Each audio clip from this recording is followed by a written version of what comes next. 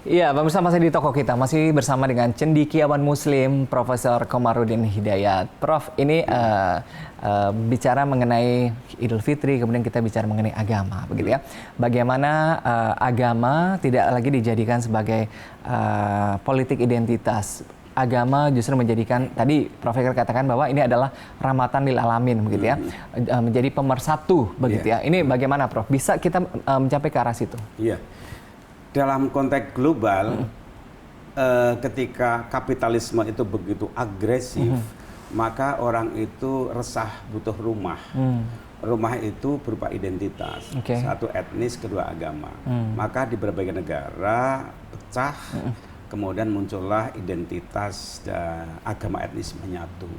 Itu tidak bisa dielakkan, itu pengaruh globalisasi. Nah, di Indonesia sungguhnya ini perkecualian. Kita negara yang begitu besar, tersebar sekian banyak pulau, dan sungguhnya Indonesia ini jauh dari pengaruh globalisasi, karena Indonesia jauh secara ekonomi baik, kaya alamnya. Dengan demikian relatif kita itu sehingga bisa mandiri, relatif. Walaupun saatnya sekarang kita harus kerjasama. Nah, yang berikutnya, salah satu pilar keindonesiaan itu kan karena agama, terutama Islam sebagai agama mayoritas. Justru posisi Islam sebagai agama mayoritas itu menjadi kekuatan kohesi berbangsa. Nah, kemudian pada saat tertentu agama itu diperlukan sebagai identitas kekuatan melawan, terutama saat penjajah. Nah, dan tapi itu telah berlalu. Nah, tapi sekarang justru kadang-kadang menjadi sentimen juga, Prof. Ini gimana, Prof? Nah, ini pengaruh dari demokrasi liberal, identitas tidak bisa dielakkan. Itu sah-sah saja, asal itu terkontrol dan masing-masing tahu batasnya. Karena apa? Selama koridor demokrasi hukum terbuka, identitas itu tidak apa-apa kok. Kita juga tidak bisa menafikan pluralitas masyarakat kita, etnis, agama plural, itu memang kekayaan kita. Tapi hendaknya mereka mengikuti alur-alur koridor konstitusi, itu sah-sah saja.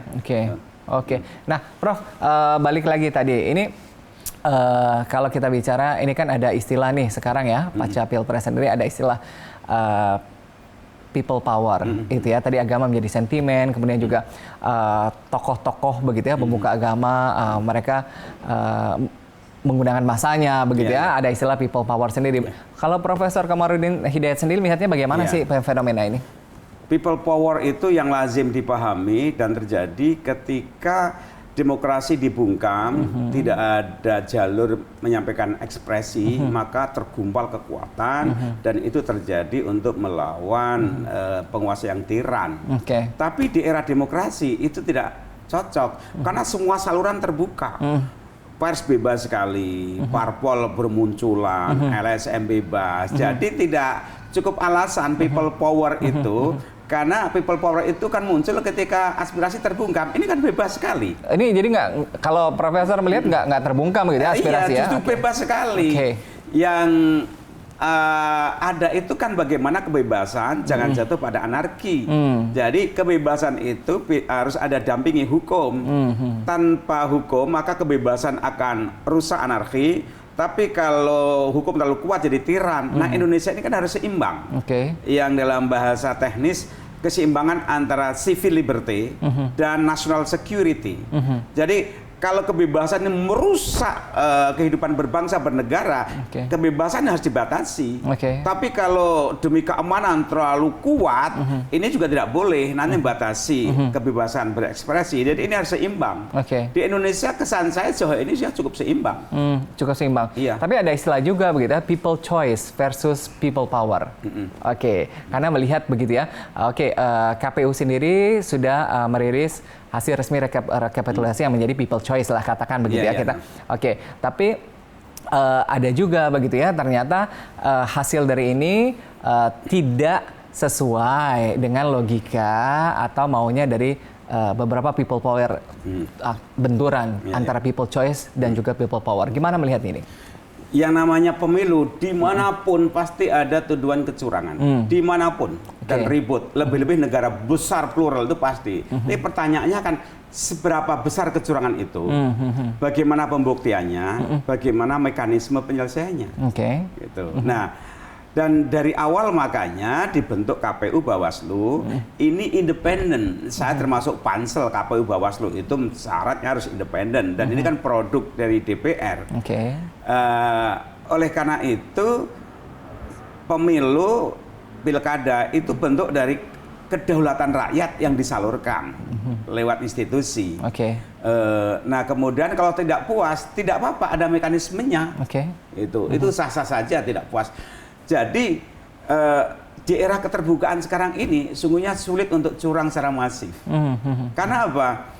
Peserta pemilu banyak, dia kan melototin, terjadi persaingan antar mereka.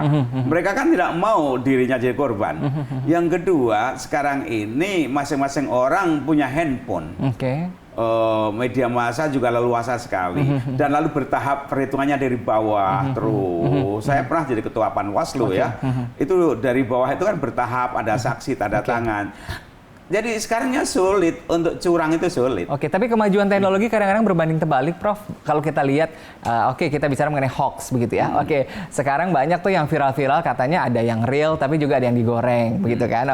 Gimana Prof lihat? Nah, kita bedakan antara proses perhitungan yang otentik, manual, saksi, itu kan di luar perhitungan yang lewat mesin itu kan yang itu pedomannya. Adapun hoax ini ada 3 hal yang membuat fenomenal. Satu, kita ini plural sekali. Kedua, kita ini sekarang masuk demokrasi liberal sekali. Ketiga, kita masuk pada era digital berbasis internet yang tidak ada yang bisa mengontrol. Terbuka sekali. Terbuka sekali. Tidak ada kekuatan yang wibawa, baik ketua partai, baik ulama, intelektual negara, mengontrol kebebasan dalam dunia maya. Tidak bisa. Nah, ini kemudian memungkinkan terjadi hoax dan persepsi itu sekarang lebih favorit dibanding bukti. Logika masyarakat lebih cepat ketimbang tadi, begitu ya? Bukti atau fakta yang sahih. Gimana Prof melihatnya? Karena setiap ada referendum dan pemilu dimanapun, yang menonjol itu kan emosi, like or dislike. Ini persepsi. Sedangkan kebenaran itu kan perlu mikir, teliti, bukti. Nah, dengan adanya SMS handphone, orang itu bisa seenaknya saja tanpa mikir. Nah, sehingga ada istilah post-truth, orang percaya hanya kepada berita yang belum tentu benar. Ada lagi namanya era simulacrum, simulacra. Orang itu kalau lihat sinetron, orang percaya apa yang dilakukan bintang sinetron, padahal dia jauh dari kehidupan sehari-hari. Karena kita nggak kenal kesehariannya. Yang kita kenal yang ada di TV, itulah simulacra. Post-truth juga seperti itu. Jadi orang itu hanya membaca, berpegang apa yang dia terima, tapi tidak pernah diverifikasi dan mungkin sekali jauh dari realitasnya. Nah, itu kan produk konsumsi emosional. Lebih-lebih kalau ini digoreng, yang namanya falsehood. Jadi ini digoreng dengan teknologi canggih, industri kebohongan kayak blambir itu disemprotkan terus. Inilah yang kemudian merusak etika formula tatanan demokrasi. Ada istilah sekarang bukan lagi money politik, tapi pakai buzzer gitu ya. Prof juga lihat gitu ya? Itu bagian dari industri. Bahkan pemainnya dunia itu. Apa yang terjadi? Kondisi politik yang cukup memanas begitu. Apakah ini tadi begitu ya, yang bermain adalah lokal atau tadi semua bermain di sini termasuk asing begitu ya ikut? Jangan lupa Indonesia itu dari dulu merupakan contested zone, daerah yang diperebutkan oleh kekuatan asing. Karena alam yang kaya raya, letak geografis yang sangat strategis, sehingga orang asing berkepentingan. Oleh karena itu mungkin sekali setiap pergantian rezim, penanaman modal seterusnya itu orang asing berkepentingan. Oleh karena itu caranya apa? Caranya kita harus transparan, membangun kekuatan sendiri. Sebab kalau tidak, negara tetangga itu takut kalau Indonesia itu jadi failed state kayak Syria.